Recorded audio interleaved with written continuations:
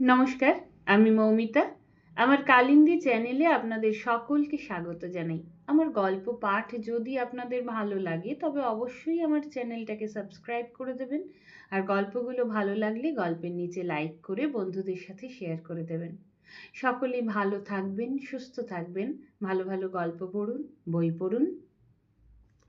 আজকে আমি পড়ব রবীন্দ্রনাথ ঠাকুরের লেখা একটি ছোট গল্প, জীবিত ও মৃত।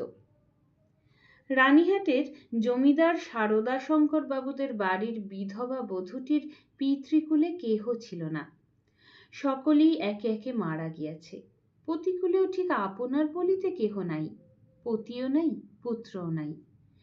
একটি ভাসুরপ সারদাশঙ্করের ছোট ছেলেটি, সেই তাহার চক্ষের মণি। সে জন্মিবার পর তাহার মাতার বহুকাল ধরিয়া শক্ত পীড়া হইয়াছিল। সেই জন্য এই বিধবা কাকী কাদম্বিনী তাহাকে মানুষ করিয়াছে। পরের ছেলে মানুষ করিলে তাহার প্রতি প্রাণের টান আরও যেন বেশি হয়, কারণ তাহার উপরে অধিকার থাকে না, তাহার উপরে কোনো সামাজিক দাবি নাই, কেবল স্নেহের দাবি। কেবল একটি মাত্র স্নেহ সমাজের সমক্ষে আপনার দাবি কোনো দলিল অনুসারে সপ্রমাণ করিতে পারে না এবং চাহেও না। কেবল অনিশ্চিত প্রাণের ধনটিকে দ্বিগুণ ব্যাকুলতার সহিত ভালোবাসে। বিধবার সমস্ত রুদ্ধ প্রীতি এই ছোট ছেলেটির প্রতি সিঞ্চন করিয়া একদিন শ্রাবণের রাত্রে কাদম্বিনীর অকস্মাৎ মৃত্যু হইল। হঠাৎ কি কারণে তাহার হৃদস্পন্দন স্তব্ধ হইয়া গেল। সময় জগতের আর সর্বত্রই চলিতে লাগিল, কেবল সেই স্নেহকাতর ক্ষুদ্র কোমল বক্ষটির ভিতর সময়ের ঘড়ির কল চিরকালের মতো বন্ধ হইয়া গেল। পাছে পুলিশের উপদ্রব ঘটে, এই জন্য অধিক আড়ম্বর না করিয়া জমিদারের 4 জন ব্রাহ্মণ কর্মচারী অনতি বিলম্বে মৃতদেহ দাহ করিতে লইয়া গেল। রানীহাটের শ্মশান লোকালয় হইতে বহু দূরে। পুষ্করিণীর ধারে একখানি কুটির এবং তাহার নিকটে একটা প্রকাণ্ড বট গাছ। বৃহৎ মাঠে আর কোথাও কিছু নাই। পূর্বে এখান দিয়া নদী বহিত, এখন নদী একেবারে শুকাইয়া গেছে। সেই শুষ্ক জলপথের এক অংশ খনন করিয়া শ্মশানের পুষ্করিণী নির্মিত হইয়াছে। এখানকার লোকেরা এই পুষ্করিণীকে পুণ্য স্রোতস্বিনীর প্রতিনিধি স্বরূপ জ্ঞান করে। মৃতদেহ কুটিরের মধ্যে স্থাপন করিয়া চিতার কাঠ আসিবার প্রতীক্ষায় 4 জনে বসিয়া রহিল। সময় এত দীর্ঘ বোধ হইতে লাগিল যে অধীর হইয়া 4 জনের মধ্যে নিতাই এবং গুরুচরণ কাঠ আনিতে এত বিলম্ব হইতেছে কেন দেখিতে গেল। বিধু এবং বনমালী মৃতদেহ রক্ষা করিয়া বসিয়া রহিল। শ্রাবণের অন্ধকার রাত্রি, থমথমে মেঘ করিয়া আসিয়াছে। আকাশে একটি তারা দেখা যায় না। অন্ধকার ঘরে 2 জন চুপ করিয়া বসিয়া রহিল। একজনের চাদরে দেয়াশলাই এবং বাতি বাঁধা ছিল। বর্ষাকালের দেয়াশলাই বহু চেষ্টাতেও জ্বলিল না। যে লণ্ঠন সঙ্গে ছিল তাহাও নিবিয়া গেছে। অনেকক্ষণ চুপ করিয়া বসিয়া থাকিয়া একজন কহিল, ভাই রে, এক ছিলিম তামাকের জোগাড় থাকিলে বড় সুবিধা হইত, তাড়াতাড়িতে কিছুই আনা হয় নাই। অন্য ব্যক্তি কহিল, আমি চট করে 1 দৈর্ঘ্য সমস্ত সংগ্রহ করিয়া আনিতে পারি। বনমালীর পলায়নের অভিপ্রায় বুঝিয়া বিধু কহিল, মাইরি, আর আমি এখানে বুঝি একলা বসিয়া থাকিব? আবার কথাবার্তা বন্ধ হইয়া গেল। 5 মিনিটকে 1 ঘণ্টা বলিয়া মনে হইতে লাগিল। যাহারা কাঠ আনিতে গিয়াছিল তাহাদিগকে মনে মনে ইহারা গালি দিতে লাগিল। তাহারা যে দিব্য আরামে কোথাও বসিয়া গল্প করিতে করিতে তামাক খাইতেছে, এই সন্দেহ ক্রমশই তাদের মনে ঘনীভূত হইয়া উঠিতে লাগিল। কোথাও কিছু শব্দ নাই, কেবল পুষ্করিণী তীর হইতে অবিশ্রাম ঝিল্লি এবং ভেকের ডাক শোনা যাইতেছে। এমন সময় মনে হইল যেন খাটটা ঈষৎ নড়িল, যেন মৃতদেহ পাশ ফিরিয়া শুইল। বিধু এবং বনমালী রাম নাম জপিতে জপিতে কাঁপিতে লাগিল। হঠাৎ ঘরের মধ্যে একটা দীর্ঘশ্বাস শোনা গেল। বিধু এবং বনমালী এক মুহূর্তে ঘর হইতে লম্ফ দিয়া বাহির হইয়া গ্রামের অভিমুখে দৌড় দিল। প্রায় ক্রোশ দেড়েক পদ গিয়া দেখিল তাহাদের অবশিষ্ট দুই সঙ্গী লণ্ঠন হাতে ফিরিয়া আসিতেছে। তাহারা বাস্তবিকই তামাক খাইতে গিয়াছিল, কাঠের কোনো খবর জানে না, তথাপি সংবাদ দিল গাছ কাটিয়া কাঠ ফাড়াইতেছে, অনতি বিলম্বে রওনা হইবে। তখন বিধু এবং বনমালী কুটিরের সমস্ত ঘটনা বর্ণনা করিল। নিতাই এবং গুরুচরণ অবিশ্বাস করিয়া উড়াইয়া দিল এবং কর্তব্য ত্যাগ করিয়া আসার জন্য অপর দুইজনের প্রতি অত্যন্ত রাগ করিয়া বিস্তর ভর্ৎসনা করিতে লাগিল। কাল বিলম্ব না করিয়া চারজনই শ্মশানে সেই কুটিরে গিয়া উপস্থিত হইল। ঘরে ঢুকিয়া দেখিল মৃতদেহ নাই, শূন্য খাট পড়িয়া আছে। পরস্পর মুখ চাহিয়া রহিল। যদি শ্রীগালে লইয়া গিয়া থাকে, কিন্তু আচ্ছাদন বস্ত্রটি পর্যন্ত নাই। সন্ধান করিতে করিতে বাহিরে গিয়া দেখে কুটিরের দ্বারের কাছে খানিকটা কাদা জমিয়াছিল, তাহাতে স্ত্রীলোকের সদ্য এবং ক্ষুদ্র পদচিহ্ন। শারদাশঙ্কর সহজ লোক নহেন, তাহাকে ভূতের গল্প বলিলে হঠাৎ যে কোনো শুভ ফল পাওয়া যাইবে না এমন সম্ভাবনা আছে। তখন চারজনে বিস্তর পরামর্শ করিয়া স্থির করিল যে দাহ কার্য সমাধা হইয়াছে, এইরূপ খবর দেওয়াই ভালো। ভোরের দিকে যাহারা কাঠ লইয়া আসিল তাহারা সংবাদ পাইল বিলম্ব দেখিয়া পূর্বেই কার্য শেষ করা হইয়াছে, কুটিরের মধ্যে কাষ্ঠ সঞ্চিত ছিল।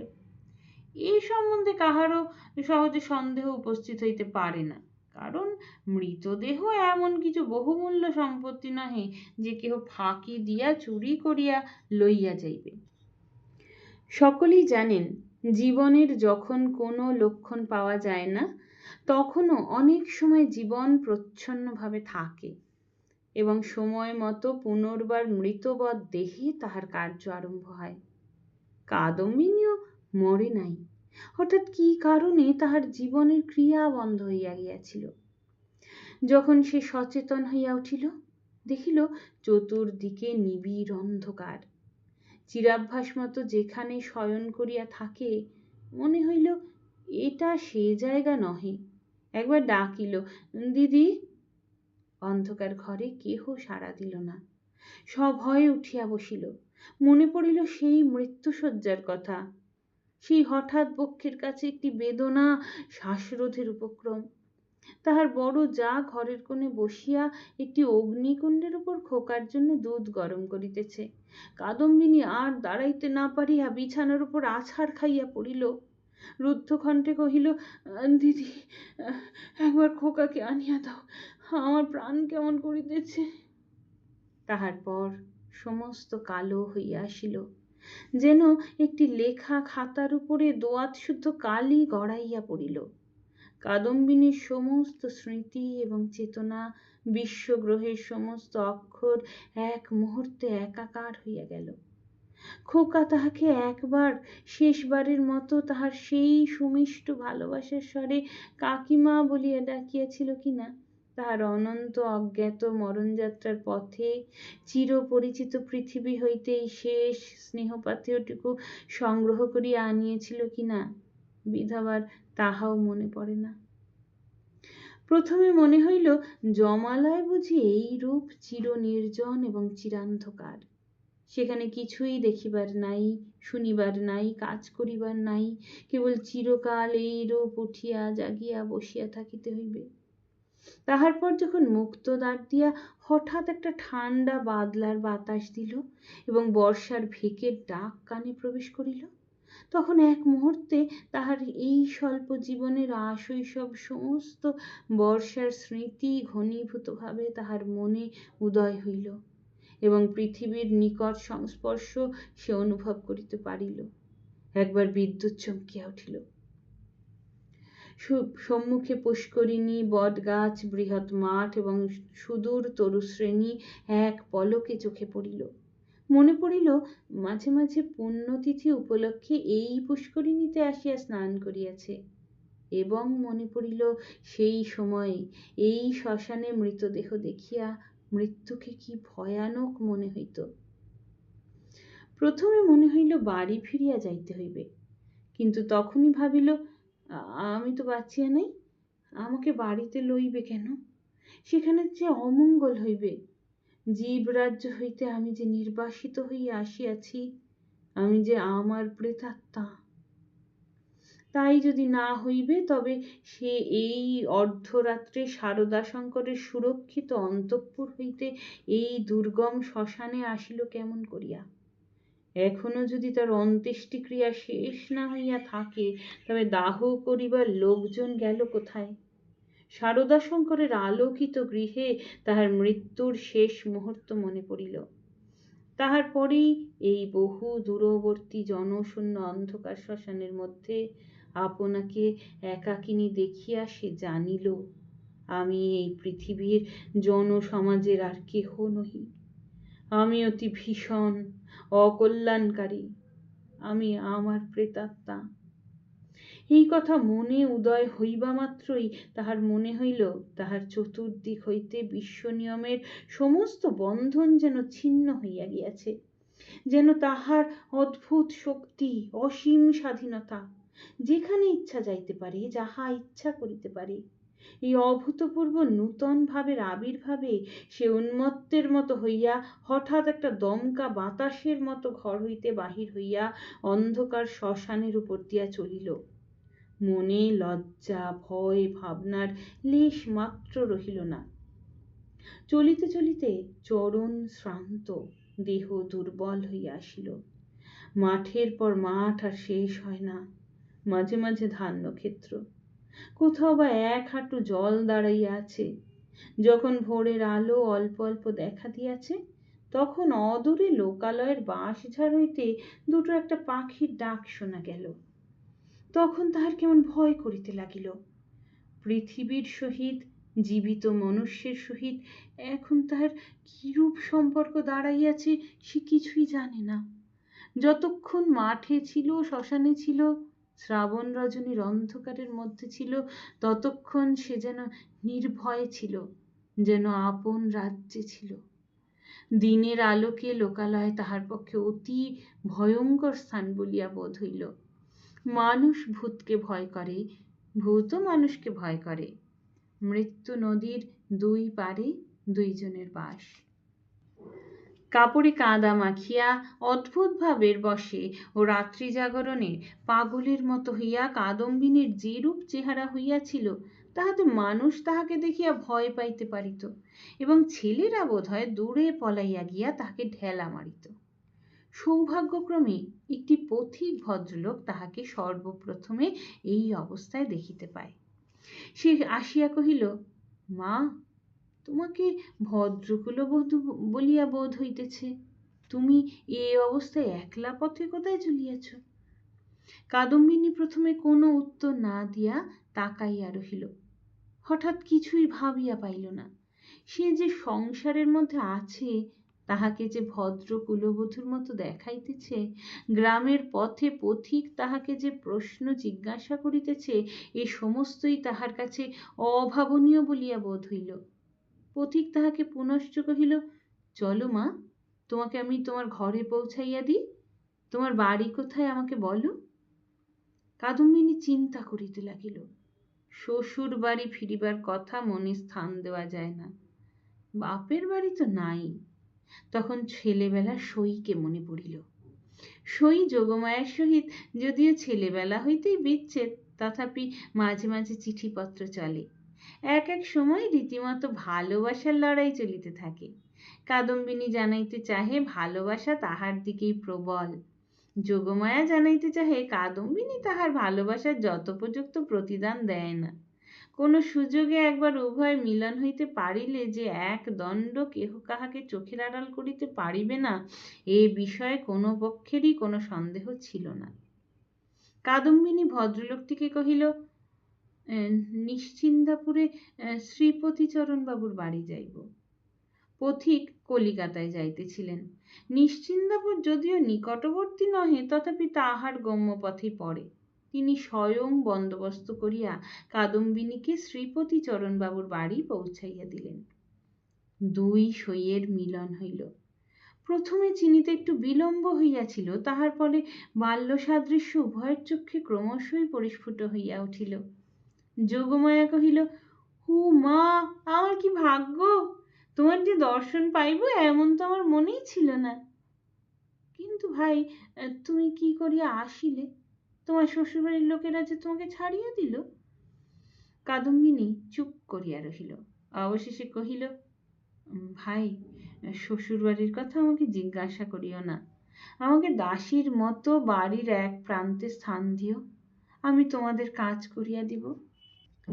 যোগমায়া কহিল, ও মা, সে কি কথা? দাসীর মতো থাকিবে কেন? তুমি আমার সই, তুমি আমার ইত্যাদি।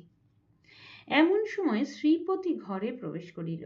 কাদম্বিনী খানিকক্ষণ তাহার মুখের দিকে তাকাইয়া ধীরে ধীরে ঘর হইতে বাহির হইয়া গেল। মাথায় কাপড় দেওয়া বা কোনরূপ সংকোচ বা সম্ভ্রমের লক্ষণ দেখা গেল না। পাছে তাহার সইয়ের বিরুদ্ধে শ্রীপতি কিছু মনে করে, এই জন্য ব্যস্ত হইয়া যোগমায়া নানা রূপে তাহাকে বুঝাইতে আরম্ভ করিল। কিন্তু এতই অল্প বুঝাইতে হইল এবং শ্রীপতি এত সহজে যোগমায়ার সমস্ত প্রস্তাবে অনুমোদন করিল যে যোগমায়া মনে মনে বিশেষ সন্তুষ্ট হইল না। কাদম্বিনী সইয়ের বাড়ি আসিল, কিন্তু সইয়ের সঙ্গে মিশিতে পারিল না। মাঝে মৃত্যুর ব্যবধান। আত্মসম্বন্ধে সর্বদা একটা সন্দেহ এবং চেতনা থাকিলে পরের সঙ্গে মেলা যায় না। কাদম্বিনী যোগমায়ের মুখের দিকে চায়, কিন্তু কি যেন ভাবে। মনে করে স্বামী এবং ঘরকন্যা লইয়া ও যেন বহু দূরে আর এক জগতে আছে। স্নেহ, মমতা এবং সমস্ত কর্তব্য লইয়া ও যেন পৃথিবীর লোক, আর আমি যেন শূন্য ছায়া। ও যেন অস্তিত্বের দেশে, আর আমি যেন অন্তরের মধ্যে। যোগমায়ারও কেমন কেমন লাগিল, কিছুই বুঝিতে পারিল না। স্ত্রীলোক রহস্য সহ্য করিতে পারে না, কারণ অনিশ্চিতকে লইয়া কবিত্ব করা যায়, বীরত্ব করা যায়, পাণ্ডিত্য করা যায়, কিন্তু ঘরকন্যা করা যায় না। এই জন্য স্ত্রীলোক যেটা বুঝিতে পারে না, হয় সেটার অস্তিত্ব বিলোপ করিয়া তাহার সহিত কোনো সম্পর্ক রাখে না, নয় তাহাকে স্বহস্তে নূতন মূর্তি দিয়া নিজের ব্যবহারযোগ্য একটি সামগ্রী গড়িয়া তোলে। যদি দুইয়েরই কোনোটাই না পারে, তবে তাহার উপর ভারী রাগ করিতে পারে। কাদম্বিনী যতই দুর্বোধ হইয়া উঠিল, যোগমায়া তাহার উপর ততই রাগ করিতে লাগিল। ভাবিল, একই উপদ্রব স্কন্ধের উপর চাপিল। আবার আর এক বিপদ। কাদম্বিনীর আপনাকে আপনি ভয় করে। সে নিজের কাছ হইতে নিজে কিছুতেই পালাইতে পারে না। যাহাদের ভূতের ভয় আছে, তাহারা আপনার পশ্চাৎ দিককে ভয় করে। যেখানে দৃষ্টি রাখিতে পারে না, সেইখানেই ভয়। কিন্তু কাদম্বিনীর আপনার মধ্যেই সর্বাপেক্ষা বেশি ভয়, বাহিরে তাহার ভয় নাই। এই জন্য বিজন দ্বীপ্রহরে সে একা ঘরে এক একদিন চিৎকার করিয়া উঠিত, এবং সন্ধ্যাবেলায় দীপালোকে আপনার ছায়া দেখিলে তাহার গা ছমছম করিতে থাকিত। তাহার এই ভয় দেখিয়া বাড়ি শুদ্ধ লোকের মনে কেমন একটা ভয় জন্মিয়া গেল। চাকর দাসীরা এবং যোগমায়াও যখন তখন যেখানে সেখানে ভূত দেখিতে আরম্ভ করিল। একদিন এমন হইল, কাদম্বিনী অর্ধরাত্রে আপন শয়নগৃহ হইতে কাঁদিয়া বাহির হইয়া একেবারে যোগমায়ার গৃহদ্বারে আসিয়া উপস্থিত হইল। দিদি, দিদি, তোমার পায়ে পড়ি গো, তোমার দুটি পায়ে পড়ি, আমায় একলা ফেলিয়া রাখিও না। যোগমায়ের যেমন ভয়ও পাইল, তেমনি রাগও হইল। ইচ্ছা করিল তদ্দণ্ডেই কাদম্বিনীকে দূর করিয়া দেয়। দয়া করব শ্রীপতি অনেক চেষ্টায় তাহাকে ঠান্ডা করিয়া পার্শ্ববর্তী গৃহে স্থান দিল। পরদিন অসময়ে অন্তঃপুরে শ্রীপতির তলব হইল। যোগমায়া তাহাকে অকস্মাৎ ভর্ৎসনা করিতে আরম্ভ করিল। হ্যাঁ গা, তুই কেমন ধারা লোক! একজন মেয়ে মানুষ আপন শ্বশুর বাড়ি ছাড়িয়া তোমার ঘরে আসিয়া অধিষ্ঠান হইল, মাসখানেক হইয়া গেল, তবু যাইবার নাম করে না। আর তোমার মুখে যে একটি আপত্তি মাত্র শুনি না। তোমার মনের ভাবটা কি বুঝাইয়া বলো দেখি। তোমরা পুরুষ মানুষ এমনি জাতি বটে। বাস্তবিক সাধারণ স্ত্রী জাতির পরে পুরুষ মানুষের একটা নির্বিচার পক্ষপাত আছে, এবং সেই জন্য স্ত্রীলোকেরাই তাহাদিগকে অধিক অপরাধী করে। নিঃসহায়া অথচ সুন্দরী কাদম্বিনীর প্রতি শ্রীপতির করুণা যে যথোচিত মাত্রার চেয়ে কিঞ্চিত অধিক ছিল, তাহার বিরুদ্ধে তিনি যোগমায়ের গাত্রস্পর্শপূর্বক শপথ করিতে উদ্যত হইলেও তাহার ব্যবহারে তাহার প্রমাণ পাওয়া যাইত। তিনি মনে করিলেন নিশ্চয়ই শ্বশুরবাড়ির লোকেরা এই পুত্রহীনা বিধবার প্রতি অন্যায় অত্যাচার করিত, তাই নিতান্ত সহ্য করিতে না পারিয়া পলাইয়া কাদম্বিনী আমার আশ্রয় লইয়াছে। যখন ইহার বাপ মা কেহই নাই, তখন আমি ইহাকে কি করিয়া ত্যাগ করি? এই বলিয়া তিনি কোনরূপ সন্ধান লইতে ক্ষান্ত ছিলেন এবং কাদম্বিনীকেও এই অপ্রীতিকর বিষয়ে প্রশ্ন করিয়া ব্যথিত করিতে তাহার প্রবৃত্তি হইত না। তখন তাহার স্ত্রী তাহার অসার কর্তব্যবুদ্ধিতে নানা প্রকার আঘাত দিতে লাগিল। কাদম্বিনীর শ্বশুর বাড়িতে খবর দেওয়া যে তাহার গৃহে শান্তি রক্ষার পক্ষে একান্ত আবশ্যক, তাহা তিনি বেশ বুঝিতে পারিলেন। অবশেষে স্থির করিলেন, হঠাৎ চিঠি লিখিয়া বসিলে ভালো ফল নাও হইতে পারে, অতএব রানীহাটে তিনি নিজে গিয়া সন্ধান লইয়া যাহা কর্তব্য স্থির করিবেন। শ্রীপতি তো গেলেন। এদিকে যোগমায়া আসিয়া কাদম্বিনীকে কহিল, সই, এখানে তোমার আর থাকা ভালো দেখাইতেছে না, লোকে বলিবে কি? কাদম্বিনী গম্ভীরভাবে যোগমায়ের মুখের দিকে তাকাইয়া কহিল, লোকের সঙ্গে আমার সম্পর্ক কি? যোগমায়া কথা শুনিয়া অবাক হইয়া গেল। কিঞ্চিৎ রাগিয়া কহিল, তোমার না থাক, আমাদের তো আছে।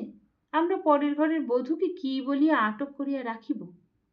কাদম্বিনী কহিল, আমার শ্বশুর ঘর কোথায়? যোগমায়া ভাবিল, মরণ পোড়া কপালি বলে কি? কাদম্বিনী ধীরে ধীরে কহিল, আমি কি তোমাদের কেহ? আমি কি এই পৃথিবীর? তোমরা হাসিতেছ, কাঁদিতেছ, ভালোবাসিতেছ, সবাই আপন আপন লইয়া আছো। আমি তো কেবল চাহিয়া আছি। তোমরা মানুষ আর আমি ছায়া। বুঝিতে পারি না ভগবান আমাকে তোমাদের এই সংসারের মাঝখানে কেন রাখিয়াছেন। তোমরাও ভয় করো পাছে তোমাদের হাসি খেলার মধ্যে আমি অমঙ্গল আনি। আমিও বুঝিয়া উঠিতে পারি না তোমাদের সঙ্গে আমার কি সম্পর্ক। কিন্তু ঈশ্বর যখন আমাদের জন্য আর কোনো স্থান গড়িয়া রাখেন নাই, তখন কাজে কাজেই বন্ধন ছিঁড়িয়া যায়, তবু তোমাদের কাছে কাছেই ঘুরিয়া ঘুরিয়া বেড়াই। এমনি ভাবে চাহিয়া কথাগুলি বলিয়া গেল যে যোগমায়ের কেমন একটা করিয়া মোটের উপর একটা কি বুঝিতে পারিল, কিন্তু আসল কথাটা বুঝিল না, জবাবও দিতে পারিল না, দ্বিতীয়বার প্রশ্ন করিতেও পারিল না।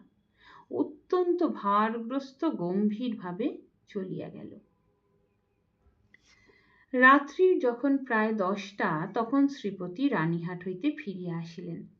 মুষলধারে বৃষ্টিতে পৃথিবী ভাসিয়া যাইতেছে। ক্রমাগতই তাহার ঝরঝর শব্দে মনে হইতেছে বৃষ্টির শেষ নাই, আজ রাত্রিরও শেষ নাই। যোগমায়া জিজ্ঞাসা করিলেন, কি হইল? শ্রীপতি কহিলেন, সে অনেক কথা, পরে কহিবে বলিয়া কাপড় ছাড়িয়া আহার করিলেন এবং তামাক খাইয়া শুইতে গেলেন। ভাবটা অত্যন্ত চিন্তিত। যোগমায়া অনেকক্ষণ কৌতূহল দমন করিয়াছিলেন। শয্যায় প্রবেশ করিয়াই জিজ্ঞাসা করিলেন, কি শুনিলে বলো?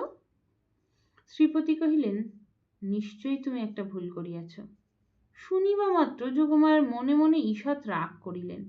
ভুল মেয়েরা কখনোই করে না, যদি বা করে কোনো সুবুদ্ধি পুরুষের সেটা উল্লেখ করা কর্তব্য হয় না। নিজের ঘাড় পাতিয়া লওয়াই সুযুক্তি। যোগমায়া কিঞ্চিৎ উষ্ণভাবে কহিলেন, কিরকম শুনি? শ্রীপতি কহিলেন, যে স্ত্রীলোকটিকে তোমার ঘরে স্থান দিয়াছ, সে তোমার সই কাদম্বিনী নহে। এমনতর কথা শুনিলে সহজেই রাগ হইতে পারে, বিশেষত নিজের স্বামীর মুখে শুনিলে তো কথাই নাই। যোগমায়া কহিলেন, আমার সইকে আমি চিনি না, তোমার কাছ হইতে চিনিয়া লইতে হবে? কি কথা শ্রী? শ্রীপতি বুঝাইলেন, এ স্থলে কথা শ্রী লইয়া কোনো রূপ তর্ক হইতেছে না, প্রমাণ দেখিতে হইবে। যোগমায়ের সই কাদম্বিনী যে মারা গিয়াছে তাহাতে কোনো সন্দেহ নাই। যোগমায়া কহিলেন, ওই শোনো, তুমি নিশ্চয়ই একটা গোল পাকাইয়া আসিয়াছ। কোথায় যাইতে কোথায় গিয়াছ, কি শুনিতে কি শুনিয়াছ তাহার ঠিক নাই। তোমাকে নিজে যাইতে কে বলিল? একখানা চিঠি লিখিয়া দিলেই তো সমস্ত পরিষ্কার হইয়া যাইত। নিজের কর্মবটুতার প্রতি স্ত্রীর এইরূপ অবিশ্বাসের অভাবে শ্রীপতি অত্যন্ত ক্ষুণ্ণ হইয়া বিস্তারিতভাবে সমস্ত প্রমাণ প্রয়োগ করিতে লাগিলেন, কিন্তু কোনো ফল হইল না। উভয় পক্ষে হা না করিতে করিতে রাত্রি দ্বিপ্রহর হইয়া গেল। যদিও কাদম্বিনীকে এই দণ্ডেই ঘর হইতে বহিষ্কৃত করিয়া দেওয়া সম্বন্ধে স্বামী স্ত্রী কাহারও মতভেদ ছিল না, কারণ শ্রীপতির বিশ্বাস তাহার অতিথি ছদ্ম পরিচয়ে তাহার স্ত্রীকে এতদিন প্রতারণা করিয়াছে, এবং যোগমায়ার বিশ্বাস সে কুলোত্যাগিনী। তথাপি উপস্থিত তর্কটা সম্বন্ধে উভয়ের কেহই হার মানিতে চাহেন না। উভয়ের কণ্ঠস্বর ক্রমেই উচ্চ হইয়া উঠিতে লাগিল। ভুলিয়া গেলেন পাশের ঘরেই কাদম্বিনী শুইয়া আছে। একজন বলিলেন, ভালো বিপদেই পড়া গেল, আমি নিজের কানে শুনিয়া আসিলাম। আর একজন দৃঢ়স্বরে বলিল, সে কথা বলিলে মানিব কেন, আমি নিজের চক্ষে দেখিতেছি। অবশেষে যোগমায়া জিজ্ঞাসা করিলেন, আচ্ছা, কাদম্বিনী কবে মরিল বলো দেখি। ভাবিলেন কাদম্বিনীর কোনো একটা চিঠির তারিখের সহিত অনৈক্য বাহির করিয়া শ্রীপতির ভ্রম সপ্রমাণ করিয়া দিবেন। শ্রীপতি যে তারিখের কথা বলিলেন, উভয়ে হিসাব করিয়া দেখিলেন যেদিন সন্ধ্যাবেলায় কাদম্বিনী তাহাদের বাড়িতে আসে সে তারিখ ঠিক তাহার পূর্বের দিনেই পড়ে। শুনিবা মাত্র যোগমায়ের বুকটা হঠাৎ কাঁপিয়া উঠিল। শ্রীপতিরও কেমন একরকম বোধ হইতে লাগিল। এমন সময় তাহাদের ঘরের দ্বার খুলিয়া গেল। একটা বাদলার বাতাস আসিয়া প্রদীপটা ফস করিয়া নিভিয়া গেল। বাহিরের অন্ধকার প্রবেশ করিয়া এক মুহূর্তে সমস্ত ঘরটা আগাগোড়া ভরিয়া গেল। কাদম্বিনী একেবারে ঘরের ভিতর আসিয়া দাঁড়াইল। তখন রাত্রি 2:30 প্রহর হইয়া গিয়াছে। বাহিরে অবিশ্রাম বৃষ্টি পড়িতেছে। কাদম্বিনী কহিল, সই, আমি তোমার সেই কাদম্বিনী, কিন্তু এখন আমি আর বাঁচিয়া নাই, আমি মরিয়া আছি। যোগমায়া ভয়ে চিৎকার করিয়া উঠিলেন। শ্রীপতির বাক্স্ফূর্তি হইল না। কিন্তু আমি মরিয়াছি ছাড়া তোমাদের কাছে আর কি অপরাধ করিয়াছি? আমার যদি ইহলোকেও স্থান নাই, পরলোকেও স্থান নাই, ওগো, তবে যাইব কোথায়? তীব্র কণ্ঠে চিৎকার করিয়া যেন এই গভীর বর্ষা নিশীথে সুপ্ত বিধাতাকে জাগ্রত করিয়া জিজ্ঞাসা করিল, ওগো, আমি তবে যাইব কোথায়? এই বলিয়া মূর্ছিত দম্পতিকে অন্ধকার ঘরে ফেলিয়া বিশ্বজগতে কাদম্বিনী আপনার স্থান খুঁজিতে গেল। কাদম্বিনী যে কেমন করিয়া রানীহাটে ফিরিয়া গেল তাহা বলা কঠিন, কিন্তু প্রথমে কাহাকেও দেখা দিল না। সমস্ত দিন অনাহারে একটা ভাঙা পোড়ো মন্দিরে যাপন করিল। বর্ষার অকাল সন্ধ্যা যখন অত্যন্ত ঘন হইয়া আসিল এবং আসন্ন দুর্যোগের আশঙ্কায় গ্রামের লোকেরা ব্যস্ত হইয়া আপন আপন গৃহ আশ্রয় করিল, তখন কাদম্বিনী পথে বাহির হইল। শ্বশুর বাড়ির দ্বারে গিয়া একবার তাহার হৃৎকম্প উপস্থিত হইয়াছিল, কিন্তু মস্ত ঘোমটা টানিয়া যখন ভিতরে প্রবেশ করিল, দাসী ভ্রমে দ্বারীরা কোনরূপ বাধা দিল না। এমন সময় বৃষ্টি খুব চাপিয়া আসিল, বাতাসও বেগে বহিতে লাগিল। তখন বাড়ির গৃহিণী সারদা শঙ্করের স্ত্রী তাহার বিধবা ননদের সহিত তাস খেলিতেছিলেন। ঝি ছিল রান্নাঘরে এবং পীড়িত খোকা জ্বরের উপশমে শয়নগৃহে বিছানায় ঘুমাইতেছিল। কাদম্বিনী সকলের চক্ষু এড়াইয়া সেই ঘরে গিয়া প্রবেশ করিল। সে যে কি ভাবিয়া শ্বশুর বাড়ি আসিয়াছিল জানি না, সে নিজেও জানে না। কেবল এইটুকু জানে যে একবার খোকাকে চক্ষে দেখিয়া যাইবার ইচ্ছা। তাহার পর কোথায় যাইবে, কি হইবে, সে কথা সে ভাবেও নাই। দীপালোকে দেখিল রুগ্ন শীর্ণ খোকা হাত মুঠা করিয়া ঘুমাইয়া আছে। দেখিয়া উত্তপ্ত হৃদয়ে যেন ত্রিশাতুর হইয়া উঠিল। তাহার সমস্ত বালাই লইয়া তাহাকে একবার বুকে চাপিয়া না ধরিলে কি বাঁচা যায়? আর তাহার পর মনে পড়িল, আমি নাই, ইহাকে দেখিবার কে আছে? ইহার মা সঙ্গ ভালোবাসে, গল্প ভালোবাসে, খেলা ভালোবাসে। এতদিন আমার হাতে ভার দিয়াই সে নিশ্চিন্ত ছিল। কখনো তাহাকে ছেলে মানুষ করিবার কোনো দায় পোহাতে হয় নাই। আজ ইহাকে কে তেমন করিয়া যত্ন করিবে? এমন সময় খোকা হঠাৎ পাশ ফিরিয়া অর্ধনিদ্রিত অবস্থায় বলিয়া উঠিল, কাকিমা, জল দে। মরিয়া যাই, শোনা আমার, তোর কাকিমাকে এখনো ভুলিস নাই? তাড়াতাড়ি কুজা হইতে জল গড়াইয়া লইয়া খোকাকে বুকের উপর তুলিয়া কাদম্বিনী তাহাকে জল পান করাইল। এতক্ষণ ঘুমের ঘোর ছিল। চিরাভ্যাস মতো কাকিমার হাত হইতে জল খাইতে খোকার কিছুই আশ্চর্য বোধ হইল না। অবশেষে কাদম্বিনী যখন বহুকালের আকাঙ্ক্ষা মিটাইয়া তার মুখচুম্বন করিয়া তাহাকে আবার শুয়াইয়া দিল, তখন তাহার ঘুম ভাঙিয়া গেল এবং কাকিমাকে জড়াইয়া ধরিয়া জিজ্ঞাসা করিল, কাকিমা, তুই মরে গেছিলি? কাকিমা কহিল, হ্যাঁ খোকা। আবার তুই খোকার কাছে ফিরে এসেছিস, আর তুই মরে যাবি নে? ইহার উত্তর দিবার পূর্বেই একটা গোল বাঁধিল। ঝি এক বাটি সাগু হাতে করিয়া ঘরে প্রবেশ করিয়াছিল। হঠাৎ বাটি ফেলিয়া মা গো বলিয়া আছাড় খাইয়া পড়িয়া গেল। চিৎকার শুনিয়া তাস ফেলিয়া গিন্নি ছুটিয়া আসিলেন। ঘরে ঢুকিতেই তিনি একেবারে কাঠের মতো হইয়া গেলেন। পালাইতেও পারিলেন না, মুখ দিয়া একটি কথাও সরিল না। এই সকল ব্যাপার দেখিয়া খোকারও মনে ভয়ের সঞ্চার হইল। সে কাঁদিয়া উঠিয়া বলিল, কাকিমা, তুই যা। কাদম্বিনী অনেক দিন পরে আজ অনুভব করিয়াছে যে সে মরে নাই। সেই পুরাতন ঘর দ্বার, সেই সমস্ত, সেই খোকা, সেই স্নেহ তাহার পক্ষে সমান জীবন্তভাবেই আছে। মধ্যে কোনো বিচ্ছেদ, কোনো ব্যবধান জন্মায় নাই। সইয়ের বাড়ি গিয়া অনুভব করিয়াছিল বাল্যকালে সে সই মরিয়া গিয়াছে।